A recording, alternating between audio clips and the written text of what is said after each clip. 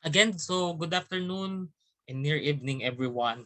So let us enumerate first what will be our learning objectives and learning outcomes for this day.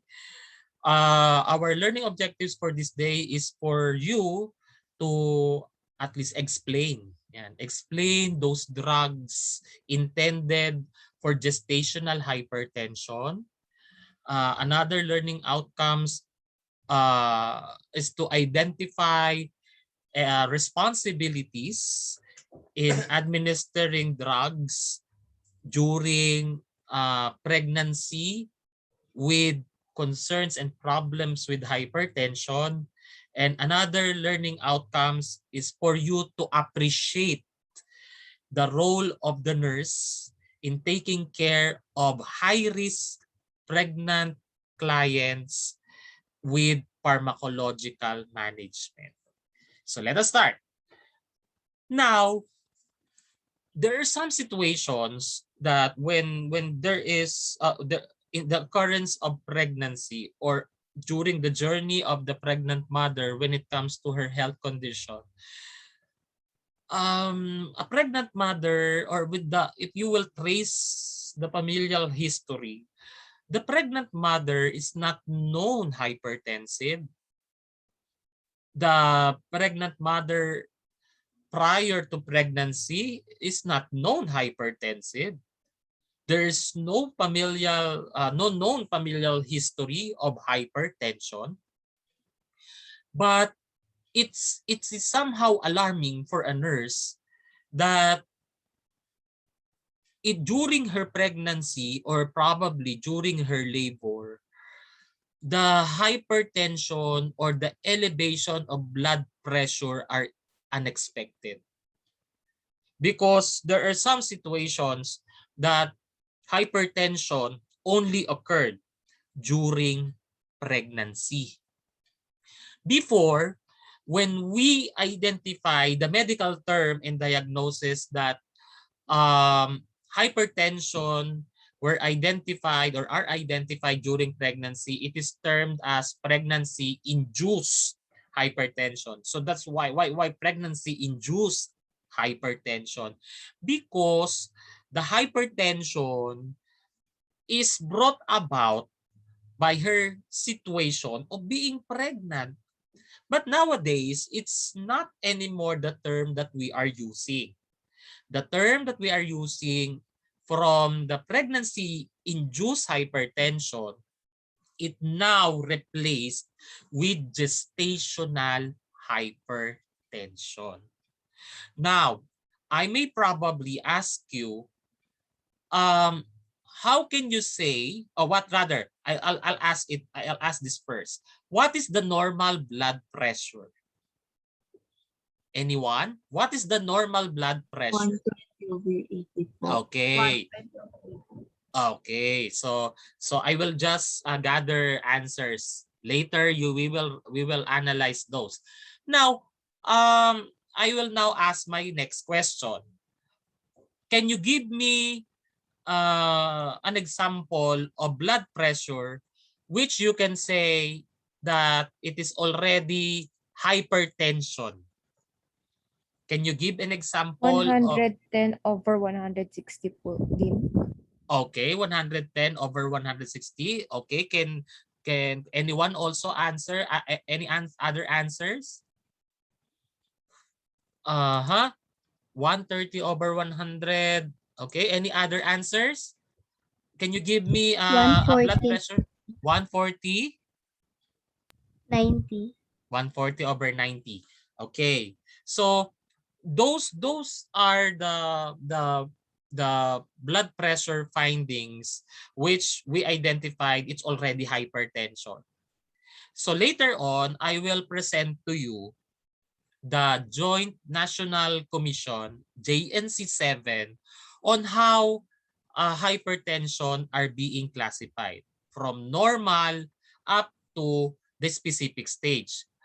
Once you learn this classification of hypertension, I hope everyone will use these terms whenever you will have and revealed findings of blood pressure as base from classification.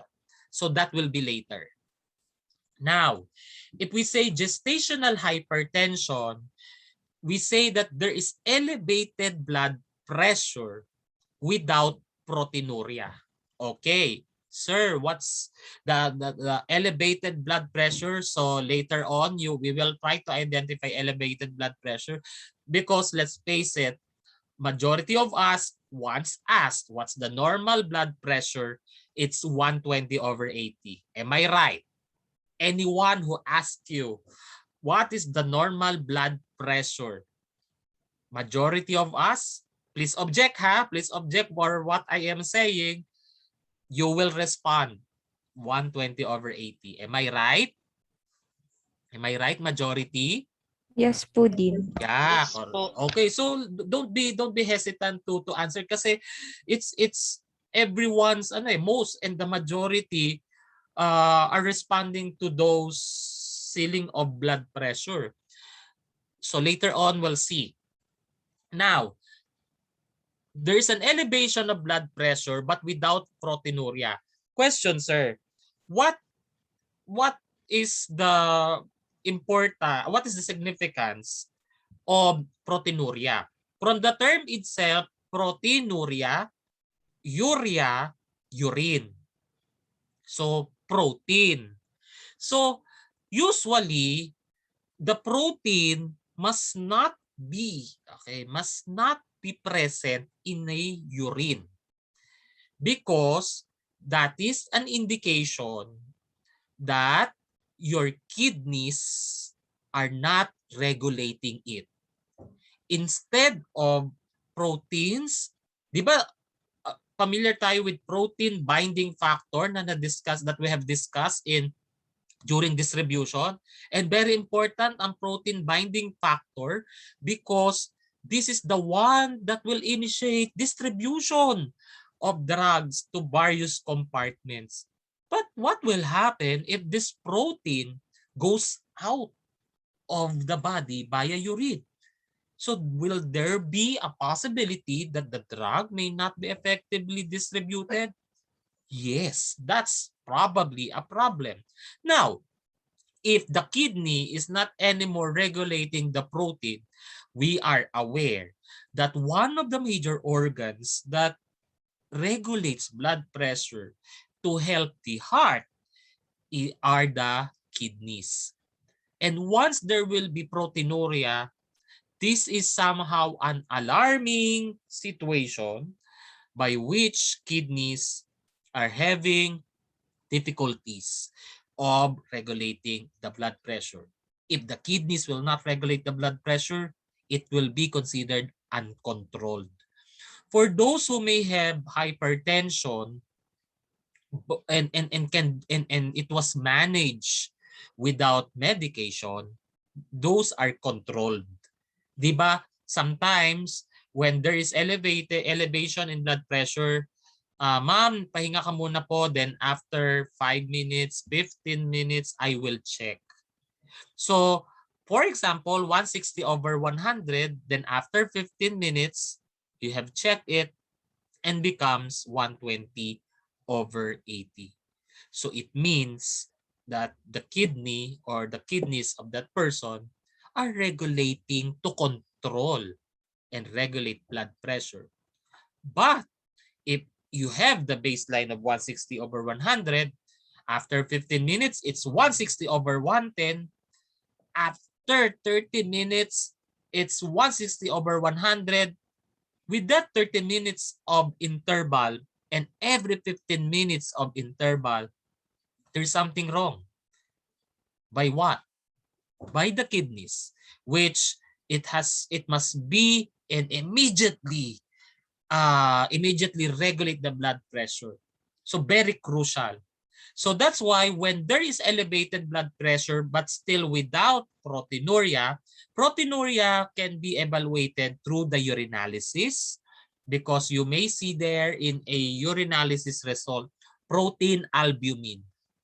If there will be positive protein, that means there's presence of proteinuria.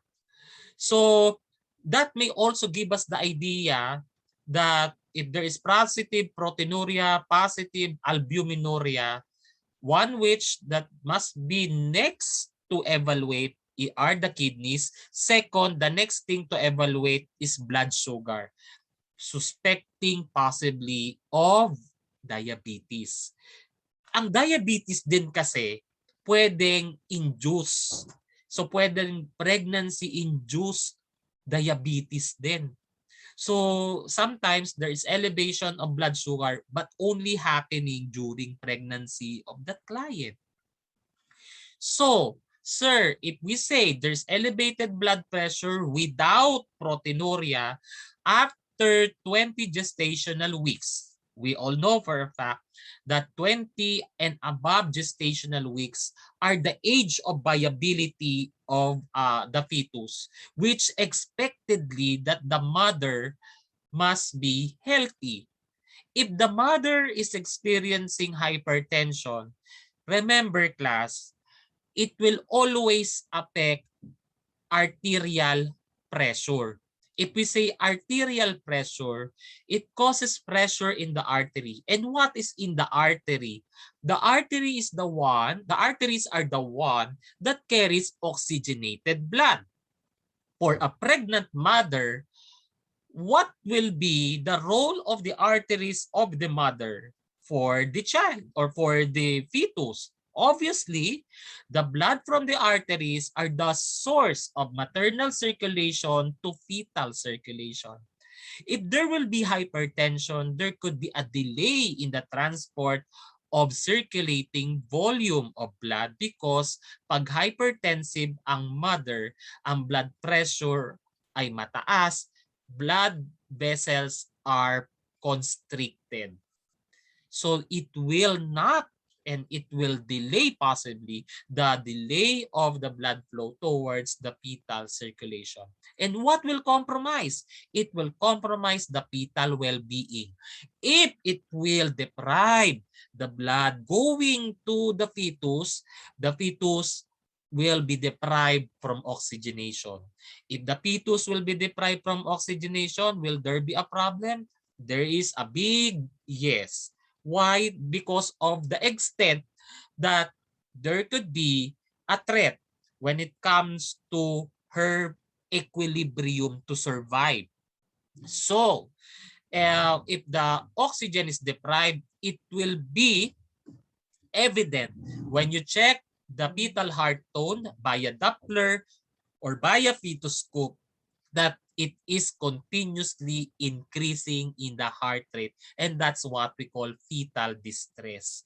And can you imagine that with that problem with hypertension of the mother, the secondary problem naman now is the fetus.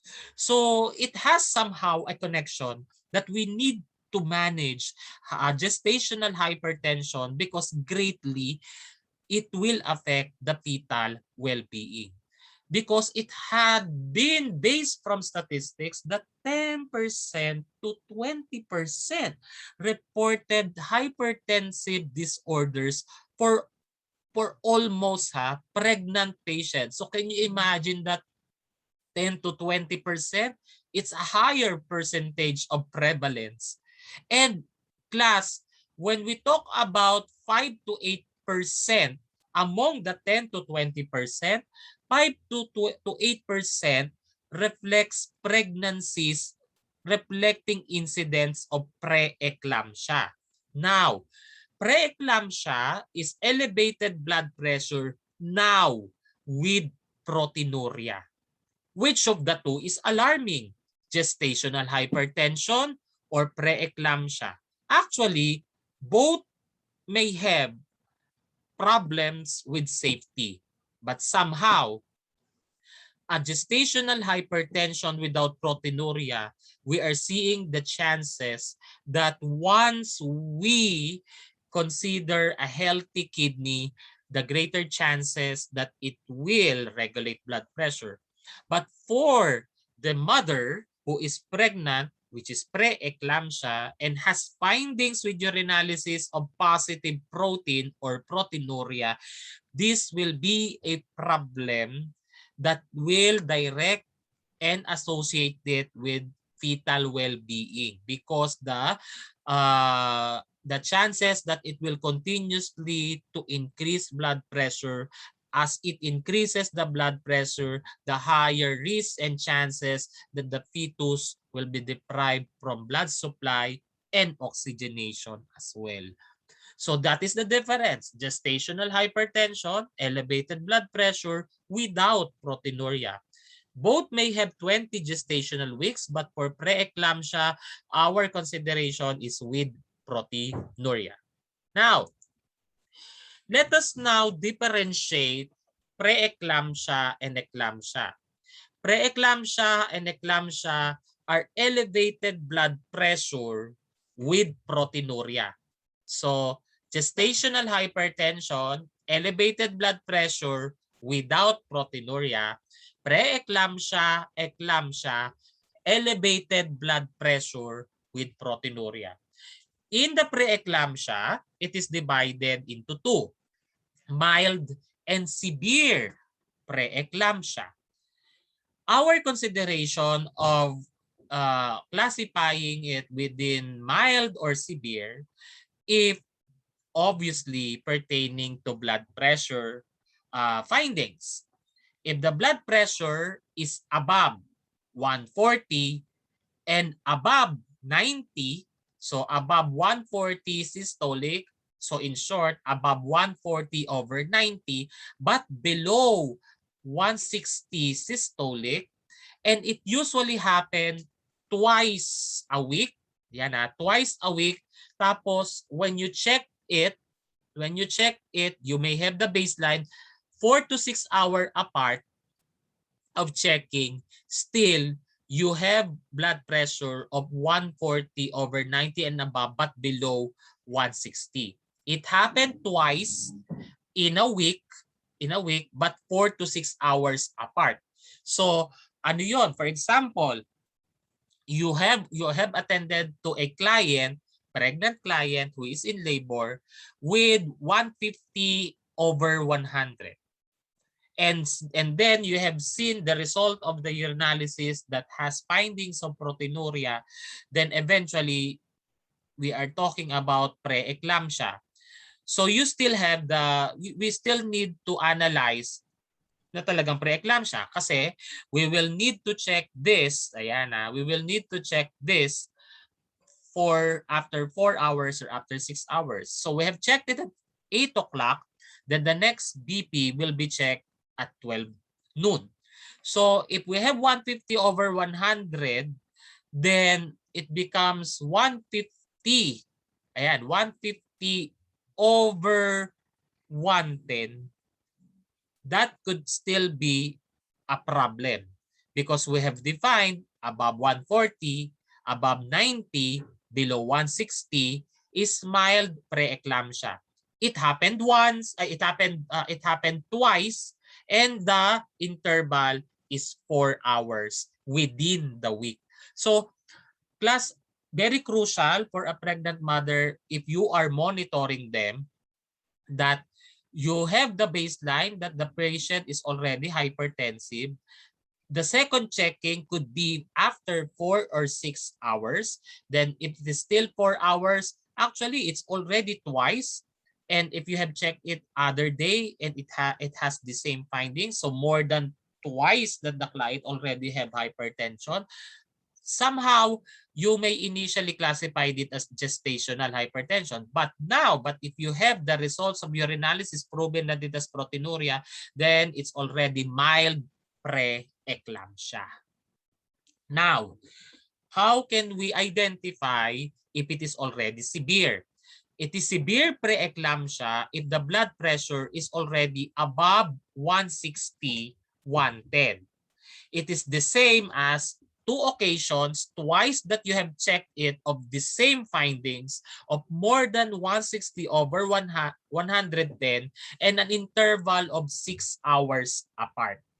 So can you imagine that that most of the pregnant mothers who are hypertensive are being advised to have bed rest. Then after the 4 hours to 6 hours of bed rest and checking such, and it still revealed above 160 over 110, then that's already severe preeclampsia. So what will be our basis here?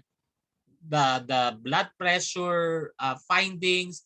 Second, you have checked it twice, more than twice, with 4 to 6 hours apart in a week. That will be our basis. Now, when is the time that the client is already identified as eclampsia class? It could be the classification may have the signs of mild to severe, but once the pregnant client has findings of hypertension and it already have one grand mal seizure. If we say one grand mal seizure, even a single seizure, grand mal seizure is all over the body, that is very evident that the person already reached eclampsia. And that is a critical situation for that pregnant mother because it already reached the point that the BP, the center of the brain that regulates blood pressure, is not anymore compensating. The one that we have identified before, the kidneys will regulate. But there is also part of the brain that also help regulate blood pressure. And if the seizure is already present, regardless if it is mild or severe, that is already classified as eclampsia. So that's mild pre-eclampsia, severe pre-eclampsia, and we have eclampsia. Do you have any question when it comes to these classifications of pre-eclampsia and eclampsia? Questions, students? None so far. Okay. So please again I'm encouraging you to have questions. So let's now proceed. This is now the time for the nurse to take her part, her dependent function when it comes to the preparation of drugs that are intended for severe preeclampsia. So there is a question, paano po pag normal ang BP pero may seizure? Okay, this is a very good question. Nag-seizure ang client mo pero normal ang BP. It means, so very obvious that the cause of the seizure is not brought about any of the pre-eclampsia. Kasi 'di ba, our basis for pre-eclampsia is if the elevation is above 140, for the severe above 160, but once it caused the seizure, with those signs that are present in the pre-eclampsia, that classifies eclampsia. So if the person, for example, have seizure but no significant findings in the blood pressure, the next thing to evaluate, kasi anyone who experiences seizure will always take into consideration cerebral function. That's why there could be possibility that the pregnant mother will be intended either 1, CT scan, second, magnetic resonance imaging or MRI. So that our concern now, if the patient is not hypertensive and experience seizure, it's not anymore the concern of the heart because the blood pressure is regulated. It's now concerned with the cerebral function because any seizure that may significantly manifest, it will always identify central nervous system, specifically cerebral function. So that is now the big difference. I appreciate that question. Kasi yun nga sir, paano to? The pregnant mother, I may not say that the pregnant mother is eclamptic because the blood pressure is normal. So let us have further evaluation if the problem is not anymore the cause concerning the heart, but it's already directed to the cerebral function. So hoping I answered the question. Okay. So more questions, please. Now, when it comes to drugs for severe pre-eclampsia, so if we say severe pre-eclampsia, do we have seizure? Do we have seizure for severe pre-eclampsia? Do we have seizure? For severe pre-eclampsia, do we have seizure? Yes or no?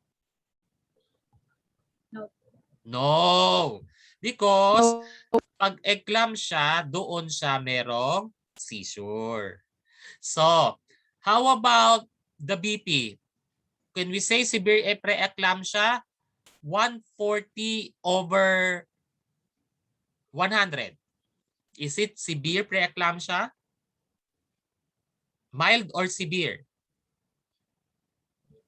Mild po. Mild, because our orientation on the mild pre-eclampsia is above 140, above 90, but below 160.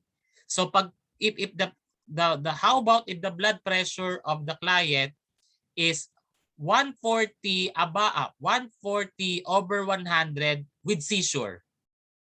Is it mild pre-eclampsia or eclampsia? Eclampsia. Eclampsia na po. Automatic yon, it will Eclampsia become po. eclampsia. Okay, so di ba regardless na if it's mild or severe. How about if the blood pressure revealed 170 over 120? No seizure? Is it mild? Severe Severe pre-eclampsia na po. Very good. Severe pre-eclampsia. How about if the blood pressure is 160 over 110 and it has seizure? Eclampsia Eclampsia po. na po. Okay, eclampsia na siya. So mainly, it will already direct na doon sa condition of eclampsia once evident with seizure. Okay? Now, the next question is, how will you manage the seizure? Pag nag-seizure ang mother, elevated yung blood pressure tapos nag-seizure. Anyone who could share of what could be the priority of the pregnant mother if it has seizure? Kasi usually, di ba, pag seizure, there is a tendency that the person will be out of balance because it's uncontrolled eh. Uncontrolled response of the body brought about by the uncontrolled response of the brain. So what will be our highest priority once the patient may have seizure? You must consider letter S. A. Safety po. Safety. So how will you promote safety? If the mother, class, you cannot control seizure. You may say, ma'am, ma'am, saglit lang po, saglit. Wag nyo, hindi nyo mapipigilan ng pag-seizure. It will eventually subside because that is considered as electrical activity ng brain eh. So if it is uncontrolled, it will subside. So if it will subside, your point lang is you need to place and position the pregnant client in a safe area. If for example, kasi 'di ba usually pagka nag-seizure bigla na yang bigla na yan magsi-seizure tapos eventually she cannot anymore identify where she will place. So the nurse will position the patient in a safe area. Tapos much better if you will position the patient on a side lying or head tilt. You head, I'm sorry, not head tilt, head on the side. Why do we consider the client to position head on the side? Because to prevent aspiration. Kasi usually, I know you have watched some of the movies and documentaries. If there are seizure, there is drooling of di ba, secretions. Lalabas yung secretions diyan. But because it may possibly happen, ang problem diyan, may secretions. Tapos ang airway opening mo pag nagsi-seizure kasi nag-o-open. Kasi ang problem kasi is nagko-constrict yung airway. So ang compensation niyan mag-o-open. So if it will produce secretions, pwede ba siyang eventually and accidentally mag-enter sa airway passages? The answer is yes. Will that be considered as obstruction? Will that be considered as obstruction? Pag na Yes uncontrolled. po. Yes. Yes So pag po. nag-aspirate yung secretions na yun, mag-cause ng obstruction, then the problem of the pregnant mother is now oxygenation, gas exchange.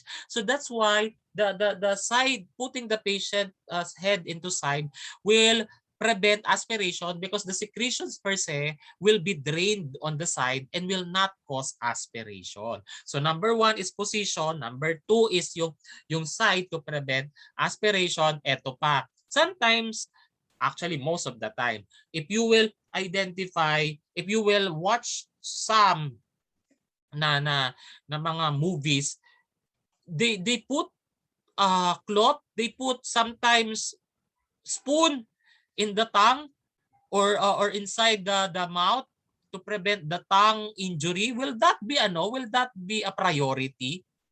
Yes po din.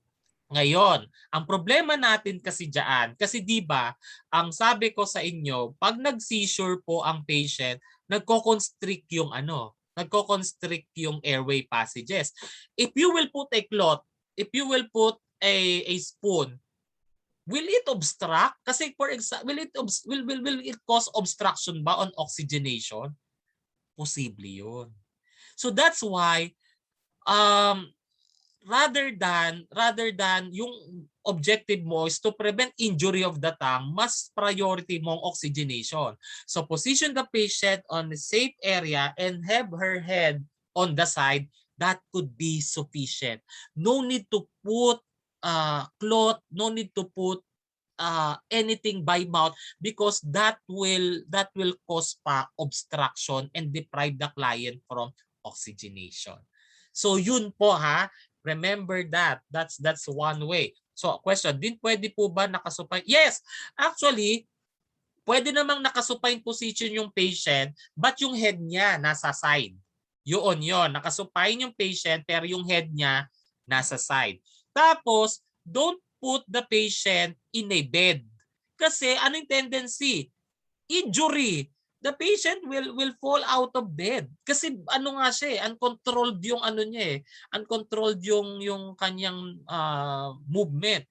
So yung hindi rin po ata lalabas yung any secretion in mouth if yon kasi exactly kasi if for example yung problem if you will put a cloth on sa mouth, the secretion that is supposedly be drained will not be drained but rather it may cause aspiration.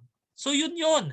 Those are the situations pero remember when sometimes it happened in an emergency situation, kuha ka ng get a spoon, put it on the mouth. Yun ang orientation natin even nung bata pa tayo. Lagyan mo ng kutsara, lagyan mo ng cloth yung bibig para hindi niya makagat yung labi niya. But what will be the priority? Yung labi or yung oxygenation or respiration? Siyempre, yung oxygenation tsaka yung aspiration na pwedeng maka-affect sa mismong gas exchange ng pasyente. So yun po kasi nilalagyan nila dito kasi daw para baka daw makagat ang dila.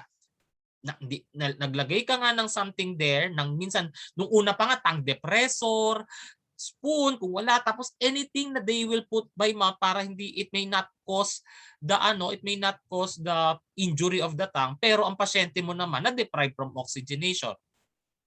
Kailan po ba is okay now kailan po ba is straight yung extremities ng patient experience? Now never force the patient to straighten extremities. Wag niyong ipilit kasi it will not be controlled. What you can do is if the patient is on a safe area, supine position will do but the head is on the side. Kung hindi kasi kung yung whole body mo ang isa side mo, may tendency rin kasi na mahirapan din siya. Kung mahirapan man ang pasyente mo on that position of supine, then better you put the patient na nakaside kasama yung kanyang head. That could be two option. So the first option is nakasupine pero yung head niya on the side. So but don't but don't initiate to straighten extremities kasi yung iba 'di ba yan tama say good observation. Yung mga nagsi-seizure pinipigilan, nakikita niyo yan, hahawakan yung ano yung legs, hahawakan yung kamay. That may cause pa a possible problem when it comes to ano kaya kasi pwedeng at least pinigilan mo tapos pinorse mo na pigilan yung movement, yung seizure, you cannot control it eh. Pag pinigilan mo siya, mag-cause pa yan ng injury, fracture, yun ang somehow secondary, biruin mo, yun ikaw pa yung nag-cause ng further injury sa pasyente. So those are the priorities when it comes to safety. Any other questions? It's good that you're opening questions more now, ha? Next. When it comes to severe pre-eclampsia, we have already identified magnesium sulfate in our previous discussion. Kasi, di ba, we have mentioned na this is also a drug that can be used to treat minor discomforts as well. But for the severe pre-eclampsia, magnesium sulfate is a drug pero category D. Can you imagine that? Pag nag-severe pre-eclampsia yung pasyente, walang seizure, pero bibigyan mo ng magnesium sulfate, pero category siya as D.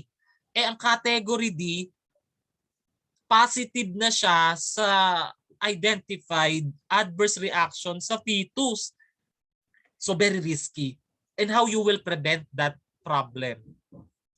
You will prevent that problem by checking again the deep tendon reflexes. Deep tendon reflexes using neurohammer. So once there will be no response with deep tendon reflexes, don't ever attempt to give the drug because somehow the mother will be paralyzed. That's one. Kasi chances that when there will be no deep tendon reflexes, the higher risk of toxicity level. And I even mentioned unto you na ang magnesium sulfate are, if ever reach the toxicity level, the antidote, the one that will counteract is the calcium gluconate. And once a nurse identified, it seems that there are signs of toxicity level, i-check by serum test yung level of magnesium sulfate sa blood. If it is level 4 to 7 milliequivalent per liter, 4 to 7 siya, that is still therapeutic. If we say therapeutic level, it is within the normal level.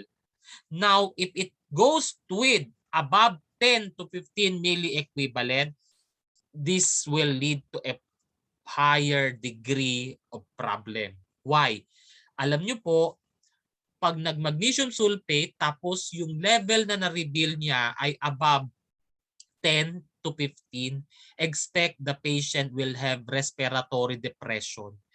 Ang pasyente mo magdi-difficulty of breathing. After niya mag-difficulty of breathing, bababa yung respiratory rate niya. Pag bumaba yung respiratory rate niya, pwedeng mag-lead yan into respiratory arrest. May cessation ang breathing ng pasyente mo. Kaya very crucial for a nurse to really know that once you see and revealed magnesium sulfate result of 10 milliequivalent per liter, check, automatic yan. Ang nasa isip mo, check and assess respiratory status.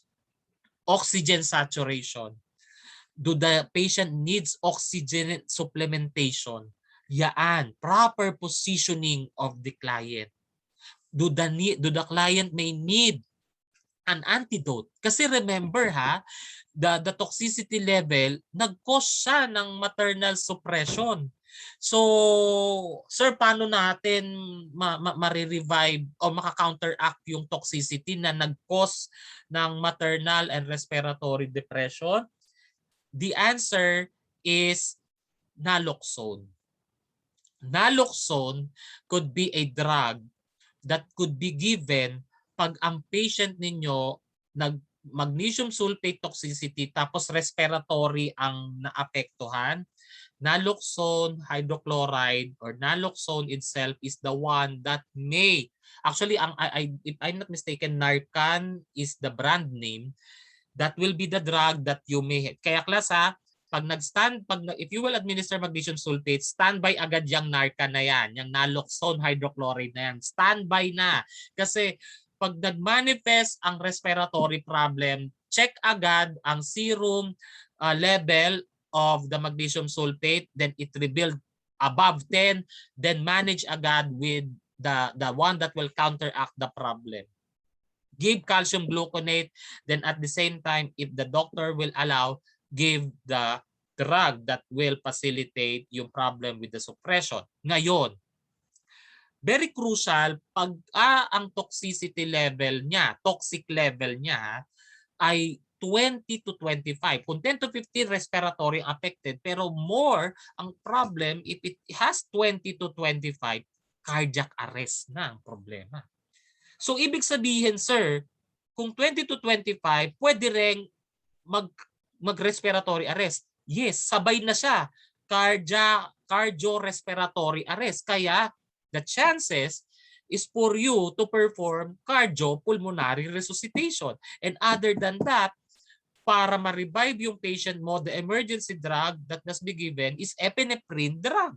Kasi ang epinephrine ay sympathomimetic drug. And remember, the effect of sympathetic response sa heart ay mag-i-increase ang heart rate. Since magbibigay tayo ng epinephrine as a pharmacologic management, sympathomimetic drug siya, adrenergic drug siya. So, yan yung mga basic role ng nurses na if once prescribed by the doctor, you will not just give the drug. But rather, it is much better to be aware of these things. Ito rin yung minention natin eh. Nag-severe pre-eclampsia na siya, nagbigay ako ng magnesium sulfate, preventive na. Preventive na siya to lead sa eclampsia. Kasi pag nag-severe pre-eclampsia na siya, tapos biglang nag-seizure, yun ang problem. So that's why when there is severe pre-eclampsia, mag-i-standby ka na ng magnesium sulfate because anytime. Other than preparing magnesium sulfate, prepare antidotes.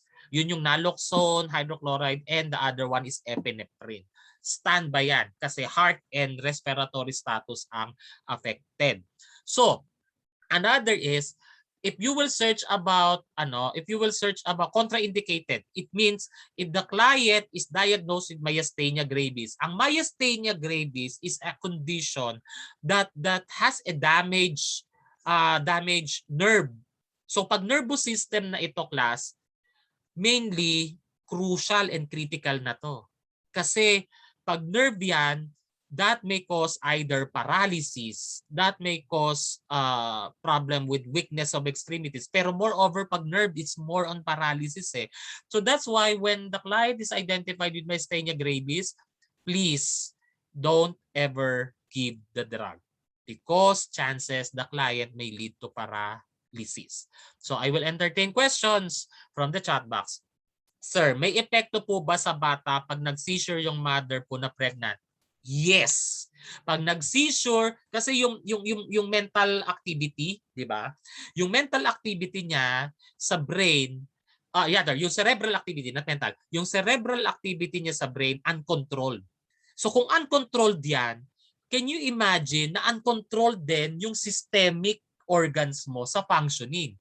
Kung uncontrolled yung systemic organs mo sa body, affected din when it comes to the supply of circulating blood sa fetus. So affected siya. Kasi ang magiging affectation diyan is yung effect ng seizure itself mainly may cause the possibility that may deprive circulation to the mother. Kasi 'di ba hypertension, ang sabi ko sa inyo sa hypertension, blood vessel, di ba? Mag-constrict yan o deprive na ng blood pressure, deprive na ng blood, nag-seizure pa. So mainly, yung brain mo, it may not anymore control para mag-compensate pa for the safety ng mother and the fetus. So pwede rin maka-apekto yun. Kaya kailangan ma-save yung, ma-control yung seizure, makontrol yung blood pressure because it has a direct association when it comes to effect sa baby. Next, sir, Ano ang pinakaiba po ulit ng cardiac arrest at respiratory arrest? Okay, yung ganito po. When the magnesium sulfate ang nag-reach yung toxic level niya into 10 to 15 milli equivalent per liter, nag-10 siya ha to 15, check already respiratory status. If it will continue and you don't have naloxone hydrochloride on the as antidote, you don't have any drug that will facilitate yung problem niya with respiratory depression, chances it will increase respiratory rate, difficulty of breathing, until it will cause a sudden drop of the respiratory rate until it becomes respiratory suppression. Pag respiratory suppression na kasi, pwedeng mag-lead na yan sa cessation of breathing, na irregular na siya, na below the normal rate na siya. So makikita mo pa siya parang hirap na. The patient is gasping for oxygenation. So pag cardiac arrest, ang level of the toxic level of magnesium sulfate is above 20 to 25. Eto na yan. Pag si heart na yan, cardiac arrest, pag sinabi mong arrest, di ba? Arrest, ibig sabihin, stop. Stop. The heart will stop to contract and pump. So pag nag-cardiac arrest yan, sabay na yan with respiratory arrest.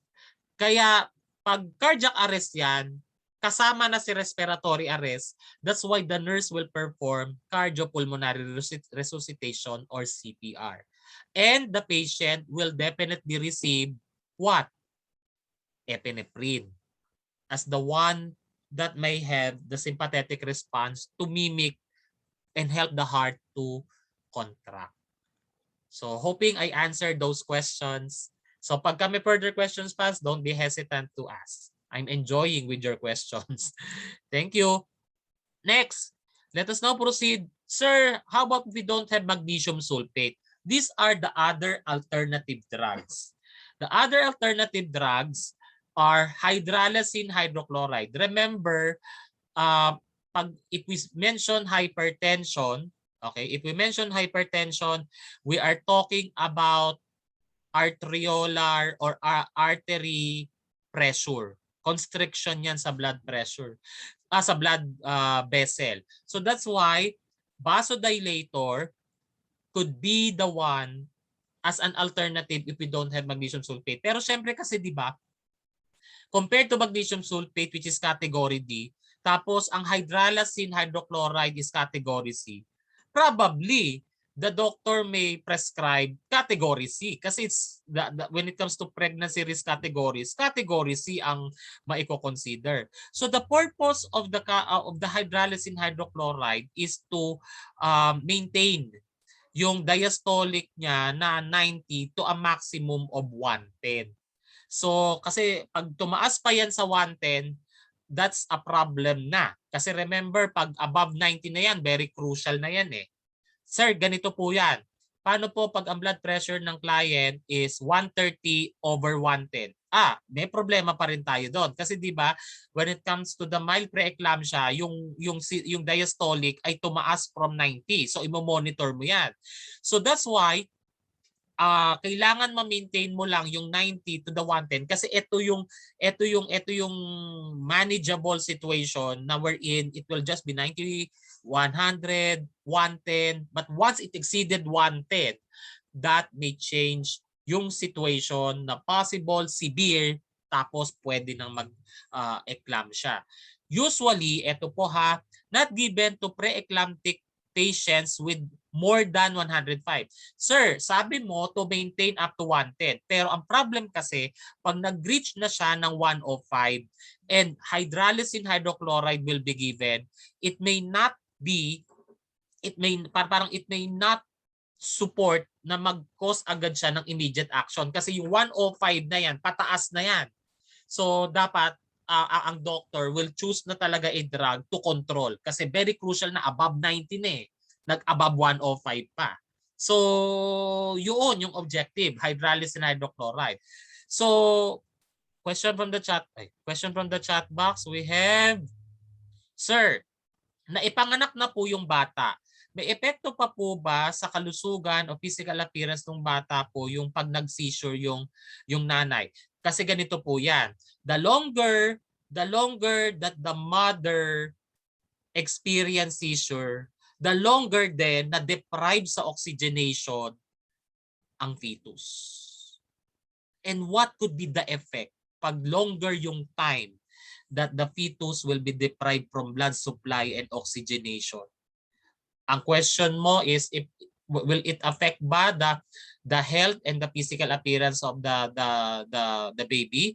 There could be chances that once, because of that long period of seizure at na-deprive yung fetus at evident yan ng fetal distress, lumabas ang baby mo, may chances makita mo, cyanotic, may problem with the nail beds, may cyanosis, or yung color itself that is supposedly expected is pinkish but of a different color.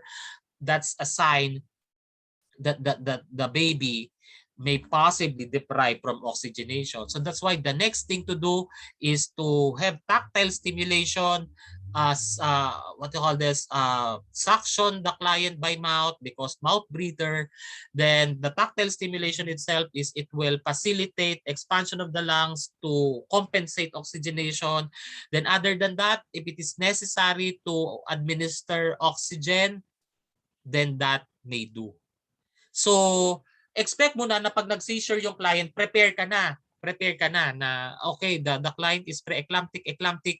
Ikaw naman, nasa nursery ka, you will be the one who will take the responsibility of taking care of the newborn. Prepare ka na. Mag-prepare ka na ng incubator, mag-prepare ka na ng oxygen, mag-prepare ka na ng mga drugs such as yung kung oxygen yan, yung naloxone hydrochloride which is for the respiration, and do ways to have tactile stimulation. If somehow it may not have tactile stimulation, the next thing to do, posible ma-intubate ang baby. Because those situations are the immediate interventions to support oxygenation. Kasi kung halimbawa naman the baby is not responsive because of that seizure na na-deprive yung baby upon delivery extrauterine life, CPR. Kaya for those who wish to work in a neonatal intensive care unit, very basic for you to know is how to facilitate CPR to infants and newborn. Hindi yan the same as doing this. You will just use this fingers for you to do CPR. So can you imagine that it lies on the hands of the nurses for you to save lives? Kasi projected mo na yan eh. The mother is experiencing a problem with hypertension, expect it has a direct effect to the baby. Problem, whenever the mother is having hypertension, the baby is already deprived from blood supply. Then check the heart tone at all times. Pag nag-fetal distress yan, eto na yung situation ha, nag-fetal distress na yan, tapos hindi pa nag-open yung cervix because the client is having high blood pressure, chances, cesarean section. Because we will not anymore wait to open the cervix, because if there is already fetal distress and the mother is already hypertensive, chances the baby will die inside the uterus if it will not undergo emergency cesarean section. Di ba? If you are a nurse, dapat alert ka na the patient is having hypertension, ikaw naman naka-assign ka, i-alert mo na yung doon. Kung meron kayong case na ganon, magdo-double setup ka. What do you mean by double setup? Setup for normal spontaneous vaginal delivery. Another setup is operating room for cesarean section. So ganon, that is the one that will give you confidence na ipe-prepare mo na in advance. Kasi if you will push the patient to still have normal spontaneous vaginal delivery, tapos hindi nag-open ng cervix, the baby is on fetal distress, compromise. Pwedeng the baby will die inside. Yun ang tinatawag na fetal demise. Yun ang problem. So, pwede naman preventive, emergency cesarean section. Okay? So, next, need pa rin po ba ng doctor's order to administer the drug for the fetus mother in emergency situation or kami po agad ang magbibigay? Ganito po yon. Class, whenever the client is already, you have already identified, di ba, severe pre-eclampsia or mild pre-eclampsia or eclampsia, di ba, standby na kayo ng lahat ng possible drugs that will be administered to the patient. Once naka-standby yan, at monitoring yan, alam mong monitoring, critical yan, you have a constant coordination with the doctor. Once the patient have already manifested seizure, the doctor has already, usually yan, ganito ha, kunyari si doctor ma'am, the blood pressure is 160/110. The doctor will already, okay, nurse, we are high risk in case anytime the patient will have seizure. Or if the doctor will not have the orders, ikaw na mag-initiate. Doc, will you also have a standing order? Pag sinabi natin standing order, standby. Yan. Can we have a standing order, Doc, for in case the client may have seizure? So ikaw na, yung nasa knowledge mo na yung you have already the knowledge to tell the doctor na, Doc, hindi po ba, can we already initiate an order pertaining to prevention of the eclampsia? So yan, magpa-standby na yan ng either magnesium sulfate or any of these drugs that could be appropriate for the health condition. Kaya si nurse, with his or her presence of mind, alam niya na yung ipe-prepare niya. Kaya pagdating pa lang sa emergency room, DR nurse, we will be endorsing to you later po, a pregnant client who is in labor, the blood pressure is 140/110. Oops! Baseline 140/100, so it's emergency room nurse, ano yan? Magche-check ulit after 4 hours. Pero sometimes hindi na niya i-check after 4 hours kasi endorse niya na sa'yo. So what will be, since meron ka na 140/110, expect mo na that the client may have chances of pre-eclampsia. Tapos 20 pa yung yung 20 and above pa yung gestational age niya. Nako, pasok sa criteria ng gestational hypertension. Kasi later mo pa malalaman if the client is either gestational hypertension or pre-eclampsia. Pero ang mahalaga, without the result of urinalysis is your monitoring of BP and presence of seizure. Very basic yung basis and reference mo, tapos alert ka na in advance of your setup and responsibilities. Kaya anytime if you have eclamptic, pre-eclamptic patients with gestational hypertension, I would advise you to have double setup. Anytime is cesarean yan. Or possibly kasi pagka in normal spontaneous vaginal delivery pa yan, baka chances din na yung blood pressure ng mother hindi ma-resolve ng gamot, emergency cesarean section na yan. So nurse, di ba? Kailangan presence of mind ka. Si doctor mo, darating na lang yan if she will decide cesarean section na. Sasabihin ni doctor, the doctor will tell you, nurse, we'll have now cesarean. Ako, I will prepare. Ayun, the time element is crucial. Pag yung nagtataas yung blood pressure, nagko-continue fetal distress, magse-set up ka pa lang, the time is a major element. Pwedeng mamatay ang both mother and the fetus. Next question, sir, paano naman po yung nanay na may epilepsy, di sobrang na pong epekto nun sa baby? Yan, very crucial din kasi yan. Very crucial din yan na may epilepsy, pero are you saying na may epilepsy pero hindi hypertensive? Kasi it's a different thing eh. Kasi ang epilepsy, it could be a condition, it could be kunyari before meron siyang brain injury or meron siyang congenital problem affecting the brain na high chances of having seizure. So pag history ka, pag may familial history na yan, naka-rely din yan sa nurse. Kaya nurses, do your job seriously when it comes to taking history. Kung may history si patient ng epilepsy, ma-alarm ka na. tapos pregnant pa siya. So, whoops, kiri whoops, kailangan mo kailangan mo na mag-standby na may chance to na mag-seizure. So, yung seizure kahit walang hypertension, mag-prepare ka na dun sa episodes ng seizure kahit hindi pa hypertension. Pero you must set your mind na baka yung epilepsy niya mag-cause din ng hypertension. So dapat standby mo na pareho kasi pwedeng mag-lead siya dun sa situation na mauna si seizure tapos biglang nag-elevate yung blood pressure, pasok na ba rin sa criteria ng eclampsia. So yung when there will be epileptic episodes, it may affect really the baby. Kaya kailangan i-control ang epileptic episodes or seizure episodes talaga. Kasi always think, every time na nagsi-seizure si mother, that time also that the blood supply is deprived to the fetus. The longer the seizure, the higher risk of depriving the baby from circulation. Yun ang situation.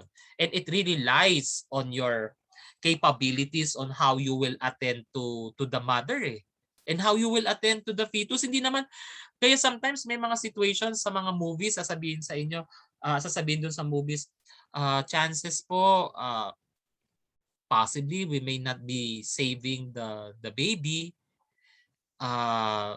Possibly it may compromise yung sa mother. Kasi remember, pag hypertensive yung mother, high risk yung condition niya din. Yung baby, high risk din yung condition niya. Fetal distress versus hypertension ng mother. So any of those are threatening. So life-threatening yung conditions nilang pareho. At anytime, kaya imaginein mo, isi-cesarean section yung pasyente, magi-induce ng anesthesia. Once the patient will have the induction of anesthesia, di ba may effect yun sa baby? So think of that situations kung paano ka kailangan maging alert as a nurse. Na kailangan alert ka na kung sino yung mag-a-attend dun sa baby. Dapat standby ka na of your competencies that she will be alive and kicking. And for the mother, for her to finish the operation na stabilize ang blood pressure niya. So 'di ba, ang nurse talagang diyan na ang diyan will really validate that nurses saves lives. Because it will really rely on you. Don't think that you are under the doctor. You are with the doctors. Healthcare team. Kaya same tayo Same lang 'yan ang level. The difference lang natin with doctors, they have extensive role when it comes to prescription. But somehow, doctors may not be perfect, may lack prescription, may lack orders of drugs, but the nurse is the one who is more in contact with the patient and may need this specific drug. You have the voice to tell the doctor, Doc, do we need a standing order of this? Doc, do we need? It's more in a collaborative and collective effort. We will not just wait for the doctor's order and may say, Doc, wala naman po kasi kayong order. Doc, I'm waiting for your orders. Doc, you don't have any standing orders for seizure. Will the nurse do the nurse exist on the situation? Hindi, because there is no continuous assessment and there is no continuous intervention. So reflect on it. Next is number 3. We have methyl dopa. Methyl dopa is category B. Sir, medyo mukhang safe to methyl dopa. So category B. Pero remember, over category A, category B, safe pero no adequate studies. Naku, medyo magdadalaw, you may have hesitancies there. On this perspective, you need to monitor the client kasi nga may category B, even though no evidence of risk, failed to demonstrate yung risk sa fetus, pero category B pa rin hindi pa rin siya 100% na sinasabi natin yan ang drug of choice. Now, ang concern natin dito is ang methyl dopa is kino-condition, the methyl dopa conditions the heart to manage the blood pressure. And usually, nurses, be cautious. When we will sedate, kasi ang sedation sedation ng client ay binibigay to basically manage probably pain, or probably sedation is preparation for delivery and either operation. It must be transient. If we say transient, it must be given gradually, with proper timing and checking of vital signs. Hindi lang yung you just push the drug. Okay, I have administered the drug. No. Probably the one that may cause problem with the patient is the way you administered it in a fast pace. Yun ang pwedeng maging cause. So be cautious. Be cautious. Sedation is usually transient. Now, another way around is for severe eclampsia, labetalol, o familiar tayo sa labetalol. LOL yung huli, metropolol, labetalol, propanolol, beta blockers. So beta blockers ito, and considering beta 2, 'di ba? Beta 1 is for the respiratory. So beta 2 blockers, iba-block ito kasi significant pag hypertension talaga, pag if the kidney will help, ayan, mag-regulate talaga yan. Kaso somehow, yung pag-release pa minsan ng kidney ng adrenaline, yung pa yung nagkukos lalo ng pressure. So probably labetalol could be given, pero meron tayong role when it comes to adverse effects. You must continuously check the blood pressure kasi pwedeng mag-lead into orthostatic hypotension. What is orthostatic hypotension? There could be a sudden drop of the blood pressure, of changing position. For example, supine position, sudden change of position, sudden drop of blood pressure. So careful din. Careful when it comes to this. Pag nagkaganon, nag-change ng position, nag-dizziness, that's pag adverse reactions and adverse effects, alarming. Kasi pwede mag-lead sa toxic effect. Okay? So these are the drugs that are be given to the what we call severe pre-eclampsia. Now, let's now consider the drugs for pain control during labor and analgesia. O pasok na tayo ngayon sa mga pain management. If we say analgesia, anong difference ng analgesia, sedation, anesthesia, pera ang anesthesia? Ha ha ha ha. Let it go, let it go. Sir, okay. Okay pa ba kayo? Wala pa akong break, di ba? So siguro before you will be experiencing anesthesia, analgesia, and let it go anesthesia, let us meet first primarily our physiologic needs. I may give 10 minutes of break. So it's now 6:30. It's now 6:34 and be back at 6:45. Hydrate yourselves, physiologic, bladder break. Thank you so much.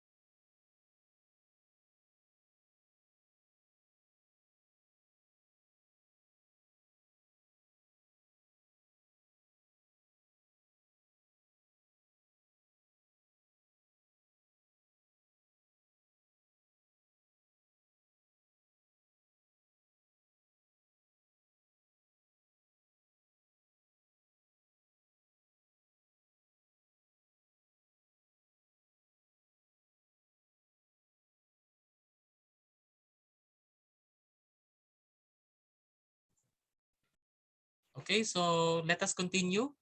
So we are now discussing about drugs for pain control during labor. So what are the differences between analgesia, sedation, and anesthesia? If we say analgesia, this is related to the insensibility to pain without loss of consciousness. So what does it mean? If we say analgesia, we are controlling pain, but it may not alter consciousness level. Now, if we say sedation, it will manage pain, but it may just diminish mental and physical responsiveness. What does it mean? If you are sedated, you could still be conscious of what is happening in your environment, but you will experience you may experience slight immobility because you cannot physically have high strength of movement. Other than it may cause drowsiness. Yon. That's what you call sedation. Unlike for analgesia, you may take drugs such as mefenamic acid. Will it cause drowsiness? No. Do you take biogesic? Does it cause drowsiness? No. Does it cause any limitations in your mobility? No. So those are analgesics. While the sedation is this drug will be induced to you. Please sedate the client. The client may be drowsy. The client may have limitation in the physical responsiveness. It's only limitation, but still conscious and aware of what's happening sa kanya and the environment.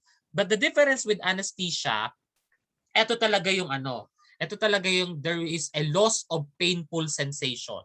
This could be local or general. If we say local, di ba we have mentioned, if you still remember the common suffixes, yung mga cane, di ba? Yung lidocaine. These are local anesthesia that it may just only identify if it is administered in this area. It will just lose painful sensation, no pain sensation on this area only, wherein the area that had administered the local anesthesia may have the anesthetic effect, loss of painful sensation. But if the drug is given as a general anesthesia, then expect that the anesthesia effect is it may have a deeper effect on diminishing the mental and physical responsiveness. So that's whole body. But for the spinal anesthesia, usually ang spinal anesthesia, it's waist down, yung loss of pain sensation, but yung upper extremities mo, you're still aware of what's happening. This is usually, di ba, pag mga painless delivery, if they give spinal anesthesia, yun yung tinatawag nilang painless delivery. So the mother will still be conscious to bear down. But the pain itself is different from the normal spontaneous vaginal delivery without spinal anesthesia. So ibig sabihin, analgesia, consciousness, alert ka, loss of the pain sensation, sedation, there will be pain management, but there will be limitation on the mental and the physical responsiveness. But for the anesthesia, this may possibly cause a total or loss of painful sensation, but there could be a possibility of with or without loss of consciousness. Usually yung without loss of consciousness, yan yung sa mga spinal, pero yung usually pag mga with loss of consciousness, usually sa mga general anesthesia. So this will give you a further will give you a further orientation of what is analgesia and sedation. So, familiar tayo sa tranquilizer. Kasi di ba ito pag tranquilizer, in short, pampakalma, yan, pampakalma. So, these are the drugs na eventually when the patient is in pain or in control at hindi niya na talaga ma-manage, the patient is irritable, the patient is really not comfortable, she's definitely outbursting. Now, ayan, medyo naghi-hysterical na. Now, the client may be given sedative tranquilizer drug in pain, pero mamamanage din yung kanyang pagkalma. So, most commonly given pag pulse or latent labor. Ano yon? Pag sinabi natin latent labor, yung pain niya is pang ano pa lang, pang early phase. Pero ang feeling niya, nandun na siya sa last phase of labor at anytime delivery na. So, yun. So, kailangan pakalmahin yung pasyente at somehow yung pain management niya na somehow mild pain pa lang will basically manage, and at the same time we can calm the client herself. So kasi anxiety yung problema. So these are the drugs. Secobarbital, yan yung mga barbital ang huli. Phenobarbital, secobarbital, yan yung mga medyo mga tranquilizers na we could give to the client. Although it's category D. It's category D. Ang point nito while giving sedative tranquilizer is yung sa early phase of labor, tapos yung anxious yung patient, mild pa lang yung pain, it may not affect yung it may not affect yung development sa progress ng labor, pero moreover ang ano natin dito, ang focus natin dito is ma-manage yung pain but at the same time yung anxiety rin. So pero category D siya. It may have a positive adverse reaction sa baby kasi may sedation. Sinabi ko nga sa inyo, di ba, pag sedation, it may affect yung consciousness slightly at yung physical mobility na pwedeng mag-manifest din with the fetus. So, category D. So next po, any sedative drug that you may give, expect it may have an effect with the fetus. So, aside from secobarbital, we could have another barbital, yung pentobarbital. Yung pentobarbital naman, yun nga lang ito, it may be given on early phase of labor pero short acting siya compared sa secobarbital. So kung wala lang kung wala tayong secobarbital, ang problema natin sa pentobarbital dahil short acting din siya, ayan, maya-maya after an hour, madidinig mo na naman siya, mag-hysterical na naman siya, ayoko na, I will not anymore have this labor pain, and so on and so forth. Yan yung problem. Pero kasi iniisip din as a nurse, as a risk, category D siya eh. So as much as possible, if non-pharmacological yung management mo, doon tayo sana mag-lead sa direction na yon. Pero kung hindi mo na talaga kaya, hindi na talaga kontrolado because pwedeng mag-risk sa injury yun sa pasyente, magbibigay tayo ng pentobarbital pero short acting siya. Ayan na naman, mamaya it will have an effect. So dapat as nurse, we must not depend on these tranquilizers. We must also orient and educate our mothers na, ma'am, if you can manage yung anxiety, I am with you. Just verbalize me everything. But the point that if we will lead to giving sedative tranquilizers, your baby may also affect yung whatever you feel may be also the same as for the baby, that may limit also her intrauterine activities. So yun. So another is ayaw mo ng pento, ayaw mo ng seco, punta tayo sa promethazine. Ang promethazine po, class, is antihistamine siya, so anti-emetic. So pag sinabi nating anti-emetics, ang emetics is a term for vomiting. So antihistamine, remember when we discuss about nausea and vomiting, most of the drugs na we identify ay yung control ng histamine 1. So promethazine may be a way na alternative as sedative tranquilizer na pwede siyang magpakalma, pero class, remember this role. It must be given on a Z-track method, intramuscular injection. Kasi usually, remember ha, if you are aware of the Z-track method, this is to prevent tissue damage. because eventually kasi pag intramuscular pwede mag-spread through the muscles at pag nag-irritate siya ng muscle pwedeng mag-cause yan ng necrosis or death of tissues. So pag nagbibigay tayo ng medyo highly concentrated drug, if it is given Z-track, this is to prevent tissue damage. Next po, with the sedative tranquilizers are hydroxyzine, category C. So, sedative tranquilizer, anxiety, anxiolytic, so may anti-emetic, sa vomiting, may antihistamine, so magko-control ng histamine, pero yung sedation, kasi may sedative effect pag nagbibigay ng antihistamine, di ba? Sabi ko nga sa inyo, when you are receiving Neozet na merong mga chlorpheniramine maleate, phenylpropanolamine, drowsy. Kaya sinabi na merong non-drowsy at drowsy. Yung non-drowsy, yun walang histamine 1 component.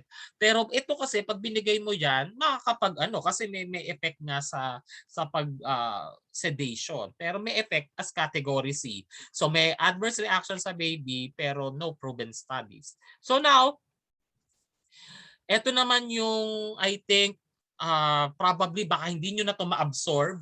So probably we'll continue this next week. And I may give further instructions because we do only have 4 minutes before it open your quiz on drug interaction. So probably I may end up and continue about narcotic agonists and konting-konti na lang to. So we may continue this by Monday and we will start also yung topics na for the final period. Pero that's another schedule that we may have. For the meantime, I'll stop the recording.